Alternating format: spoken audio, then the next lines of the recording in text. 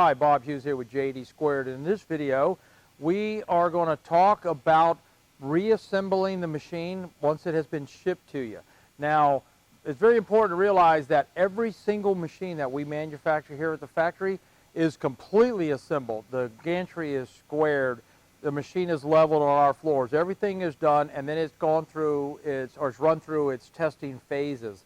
If you are a customer who likes to pick things up and you pick the machine up, a lot of times you get to see your machine operating, you get to get trained on it and all. Now, having said that, we still have a tremendous number of these machines that we ship to customers. And what happens is, in order to ship a complete machine to them, we have to completely enclose it in this giant wood doghouse or whatever. That's required by the freight companies. It's also classified under the machinery category in shipping, which means it's very expensive to ship these machines. We don't make light machines, they're heavy duty, and along with that comes extra freight cost. Well, what we have discovered after talking with the freight companies is that if we remove the gantry from the machine and we place it like into the machine, we make the crate smaller and we make what they call stackable. In other words, they can stack stuff on top of the crate. It drastically reduced the freight. And when I say drastically, I'm talking like $2,000 to $3,000 cheaper to get one to California. It's like a 75% drop in freight. It is a huge amount of money.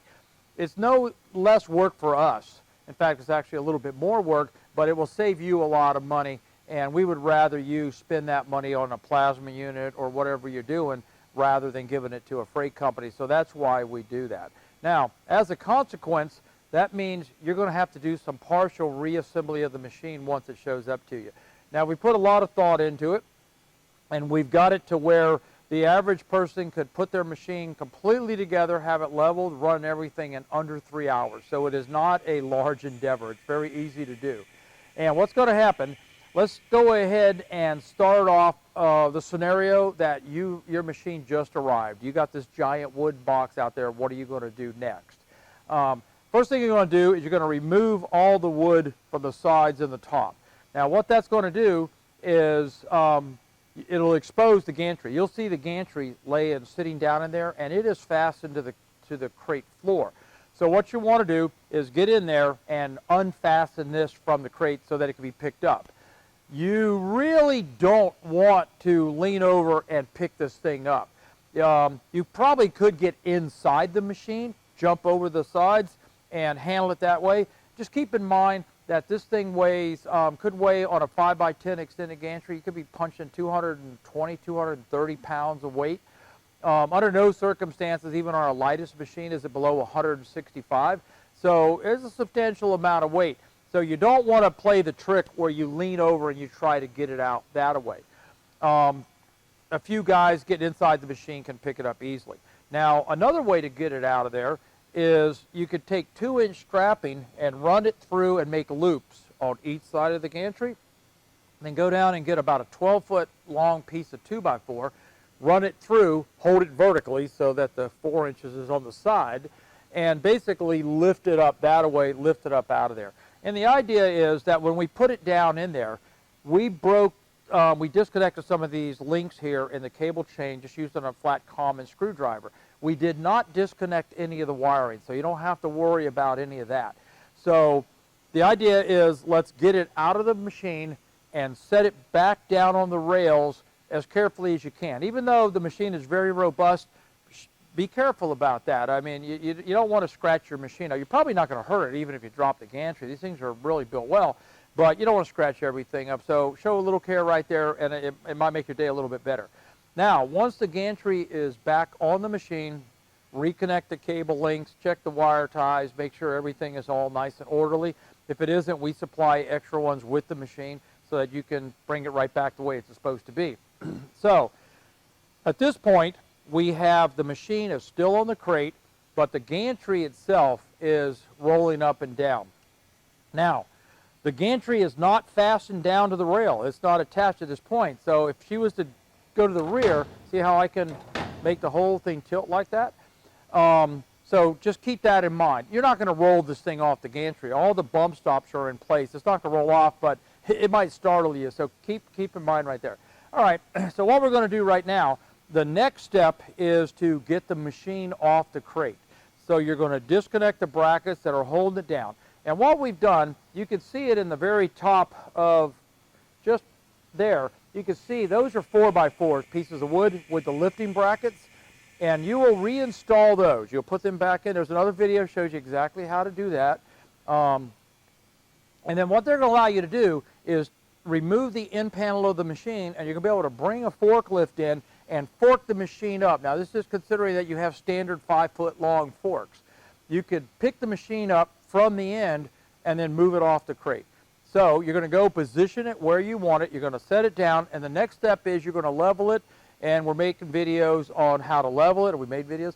So refer to those videos right there on how to level the machine. We use a water level system, which if you're not familiar with it, we just go out and buy some 1/2-inch clear vinyl tubing, and then we connect it, and you put water in it, and of course the water's going to equalize itself out, and by adjusting the tube up or down, we're going to reference off the machine surfaces, the machine top surfaces of the frame. Remember, the multi-platform machines are 100% CNC machine. The entire frame all the way around is machine true.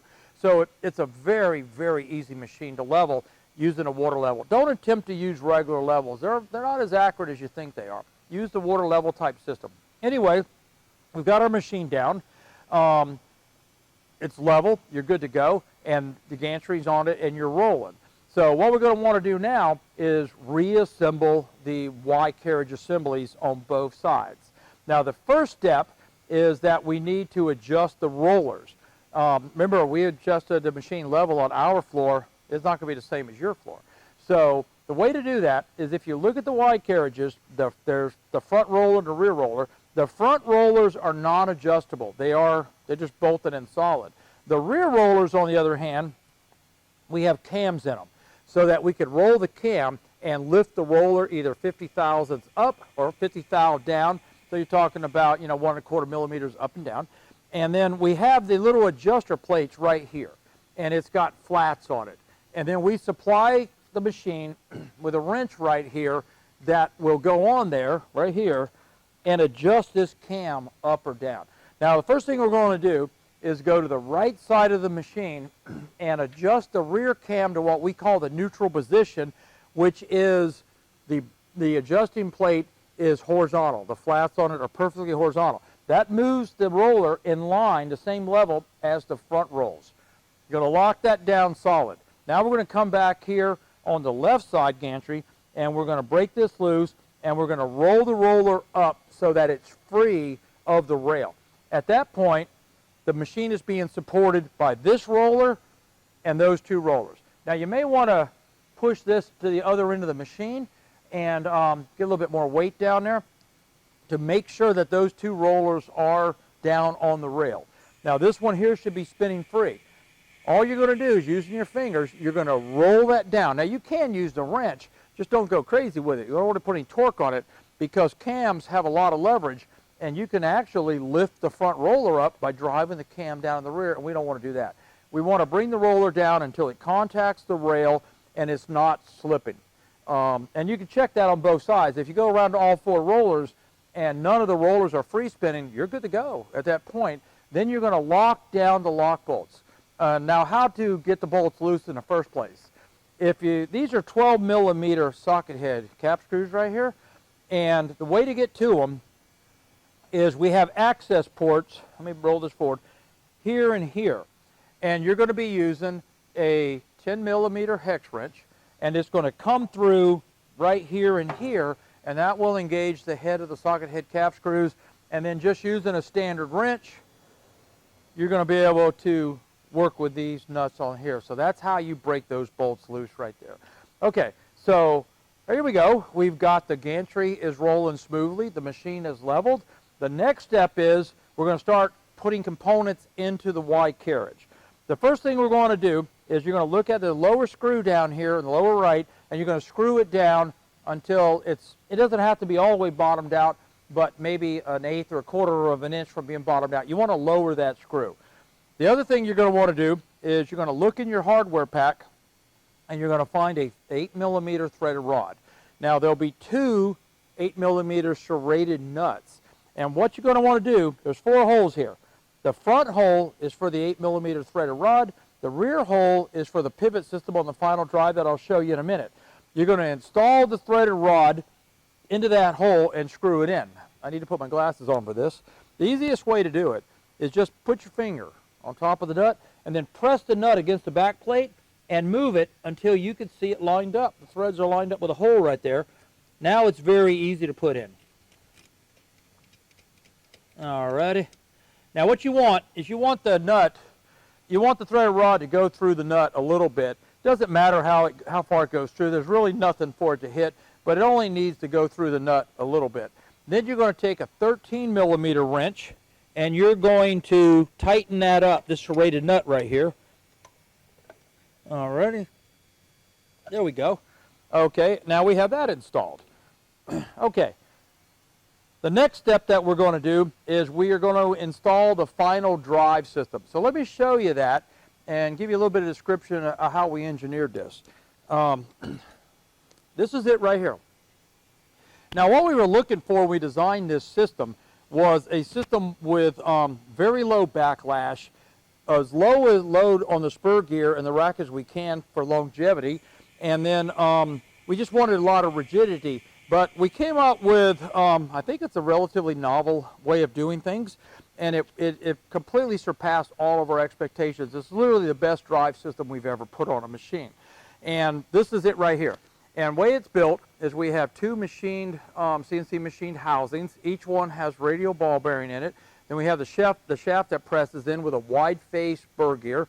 And then here, on this end, we have a dual row radial ball bearing that is the pivot bearing, and then we're using an HTD belt right here. An HTD stands for high torque drive belts. These belts are designed for this kind of application. It has fiberglass filaments in it for strength. It has the round teeth in it, which are to prevent the backlash, and they're just fantastic belts. They just work amazingly well. So that's the system here. Now, some of you may know that for years we built a machine called a MAD, a very good machine, got a great reputation out there in the world, and it was built differently. It was made to where we had the rack, the spur rack, the teeth came out instead of going down like they do on this one, and then we had the servo drives and everything were spring-loaded into the rack, and it worked really, really well. I could show you $400,000 machines that use that exact principle. It's very, very common. It worked good. This machine, though, had a little bit different design goal, and one of them was to be able to incorporate an extended gantry. Now, what I mean by extended gantry, you can see the gantry here stops right here, right? On the other side of it, you really can't see it in this video, this machine here is actually outfitted with an extended gantry. The gantry comes out to about here, and that allows us to plasma cut tubing, square tubing. We can put channel here. We can cut holes in 12-inch channel and everything because we have an open area. Because remember, all this control box is not on the other side of the machine.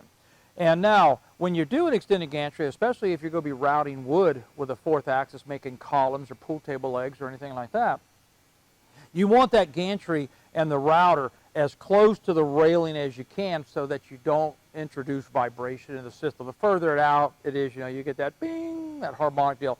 You want it in nice and close.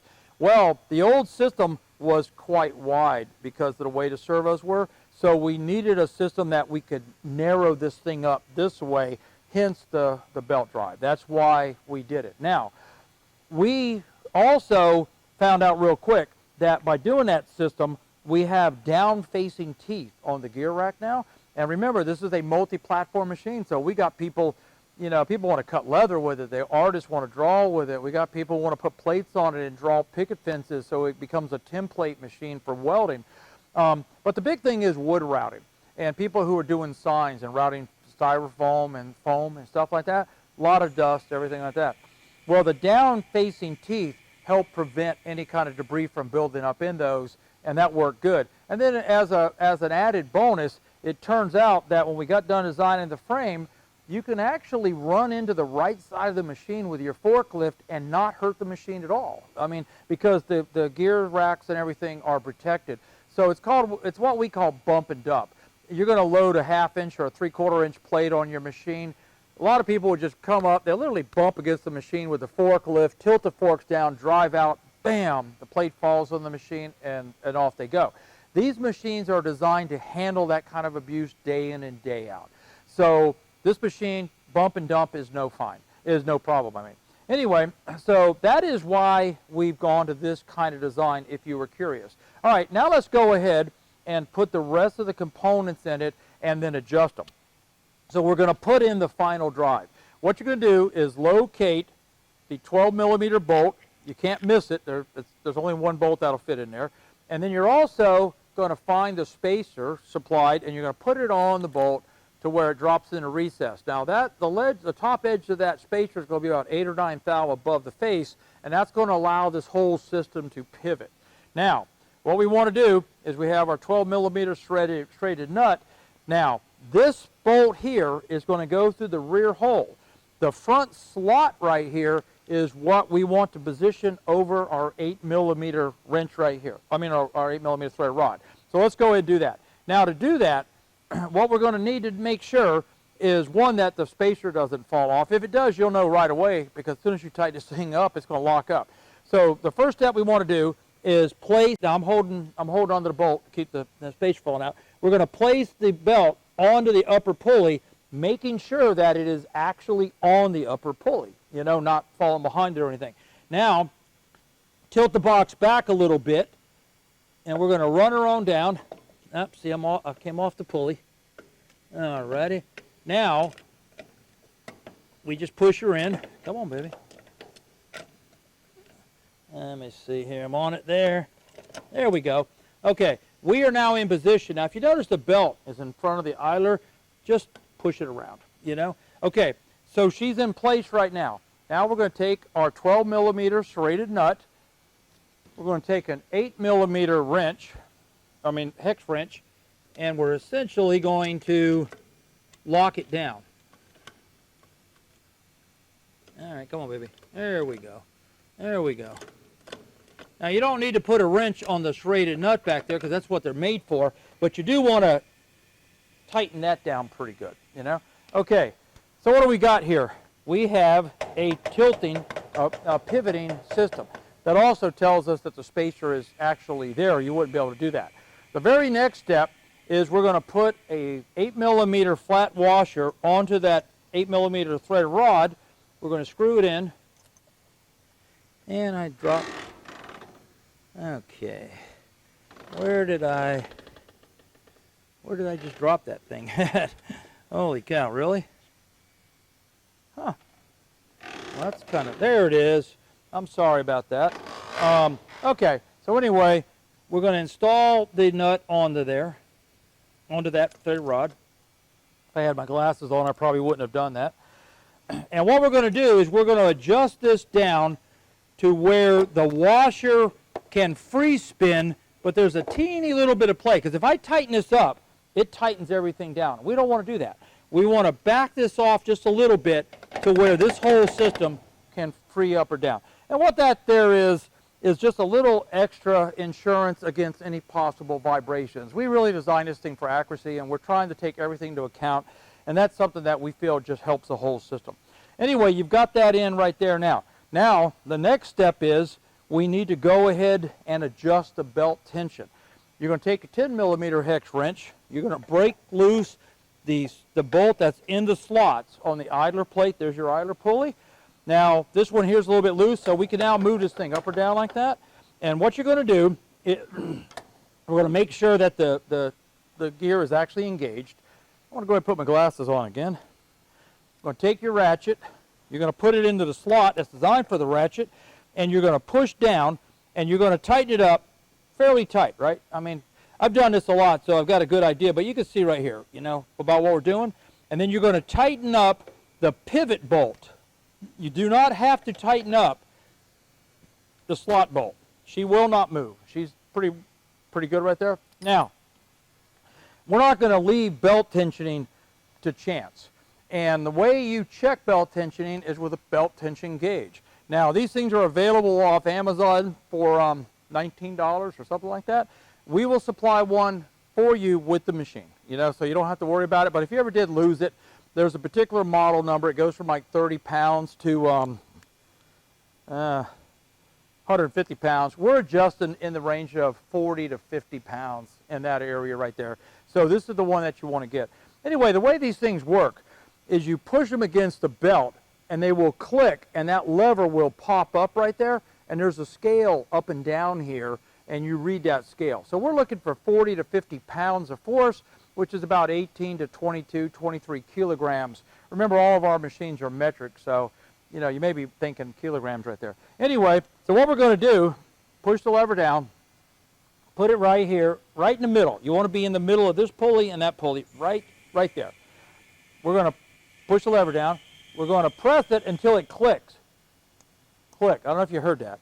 And then we look at it, and yes, I have done this a lot. I am at 46 pounds right there, which is perfect. We're actually adjusted. Now, in the field, later on, and you'll see what I'm talking about here in a minute, that's how you would check your belt tension, you know, to make sure that is correct. You'd use one of those kind of gauges right there. Okay, now, the next thing we're going to need to do is go ahead and install the die spring right here. And this is a key component in this system. I'm going to show you the beauty of the system. It isn't apparent right at this moment, but it will be in a little while. We're going to go ahead and we're going to screw up the adjuster, the tension bolt. And what it is, there's a flat washer, been TIG welded on it with a stud coming through, and it will trap the ID of the die spring right here. This is a heavy-duty die spring. It's a very tough die spring. We're going to put it in there. We're going to slide it in it. And then we are going to rotate the tensioner down until the flanges contact the top of the die spring. Okay? Now, here's what's happening. This belt is putting out a lot of tension, and it is pulling that spur gear into this rack. And it's pulling in it really, really hard. Too hard. We don't want that kind of force. So it occurred to us, if you think about what's the perfect drive system, and it would be one that had very low backlash, and the gears were perfectly matched, you know. Well, it's hard to get in the real world unless you're going to spend a buku lot of money.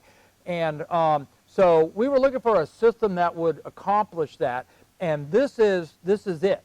And the way it works is we're going to go ahead and take our wrenches right here, an 18 and a 19 millimeter wrench, and right now, this spur gear is, because this whole thing is pivoting, is fully loaded into that rack right there.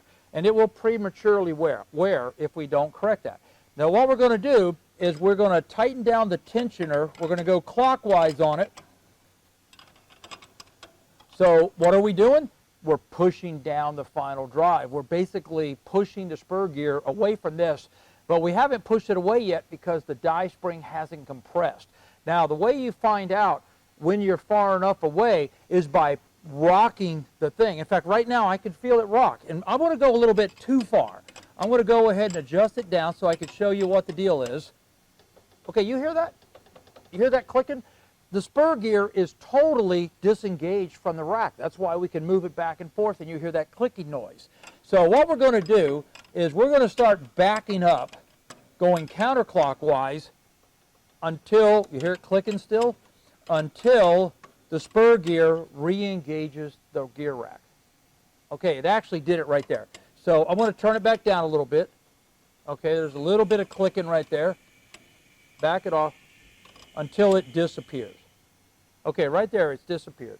Which means we now have a spur gear that is engaged with virtually no load on the spur gear because the die spring is taking it up. Now, after we do that, we are going to go ahead and back it off one more quarter turn because we do want a little bit of load on it. Now here's the beauty of the system and why we're so high on it right here. If you look at the gear rack, it's bolted onto a powder-coated rails and everything that have been CNC machined, but we're still dealing with powder. And you also have material tolerance stack up from the manufacturer of the gear rack. So the odds are that from one end of this machine to the other, there could be a few thousandths variance in the distance from the pitch center of the gear to the top of the rack, which means this bad boy is going to move a little bit, you know? Well, that's the beauty of the system. The belt puts out enough tension where it really helps prevent that, but it does allow it. It'll still allow it to do it. Whereas the die spring is taking the load off the spur gear, so we have a system here that should run many, many, many years, you know, around the clock and still be fine, not wear out. That's why we love the system so much. Now, after we've got it adjusted, we're going to go ahead and tighten down the top nut, which is nothing more than locks everything in place. Now, the only other thing that we have to adjust, remember I mentioned that there was an 8mm bolt you want to run down? The idea on that bolt is to prevent any excess rock of the gantry in case something catastrophic happened. Now, catastrophic, what I mean by that is you've literally hit the gantry with something. Like you were loading it with steel or you hit it with something. We don't really want this whole thing flying that way and breaking stuff and all. So what that bolt does, it eliminates the extreme travel of the pivoting final drive. And the way it's adjusted is you take your feeler gauge, 10 thou, 1.3mm, something in that area, and you place it on top of the head of the bolt. Now underneath here, I can actually get to that screw and roll it up with my fingers, and I'm going to roll it up, keep going, until, come on baby, all right, there we go, until the feeler gauge is right there, okay? I'll back it off a little bit so that the feeler gauge will slip in and out. It's got a lock nut under there, and it too uses a 13mm wrench, so we're going to come along, bam, lock it down. We have just completely assembled the Y carriage from scratch. Now in the field, if you ever need to adjust this, you want to check it, first lower that screw a little bit and then go ahead, check it with your belt tensioner. Actually, that's the first thing you do. Check it with a belt tension gauge, and if it's a little bit low or something like that, go ahead and readjust it and do exactly what we just did. Now, once you're done adjusting this assembly, go ahead and do the exact same thing on the other side. Now what you're going to want to do is go ahead and hook up the electrics to the machine so that the machine's under power, and you're going to want to run it fore and aft and check for any fore and aft play at any spot on the table. If there shows up even a little bit, go ahead and readjust it at that point, and you do this until there's no play left. Now, to give you an idea, this is rare. I mean, rarely will we adjust it at one point, at another point it has a little bit of play, but if it does, that's how you do it. Now, a note of caution.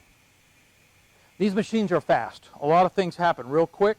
We have no cover on this. Now, obviously the machine is shipped with a cover. It's even got a warning tag. Don't put your fingers in there. However, while you're setting the machine up, there's no cover here.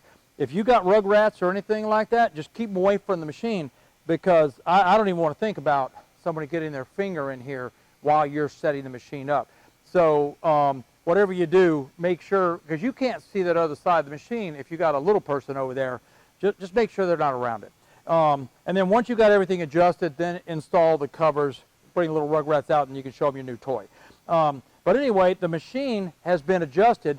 Now she's solid here. We can still be able to move that end over there because we haven't adjusted a final deal. But on this end here, she's solid as a rock, you know. So essentially, that is pretty much all you've got to do to reassemble the machine. Like when I said it was simple, I wasn't kidding a bit. I can't think of anything else. Check out some of the other videos. We're trying to make a lot of different videos, everything on how to wood route, how to do rotary cutting, set machines up. If you've got any other suggestions, please email us. We'd love to hear from you. Other than that, that's about it. You know, thanks for watching and happy cutting, guys. Bye.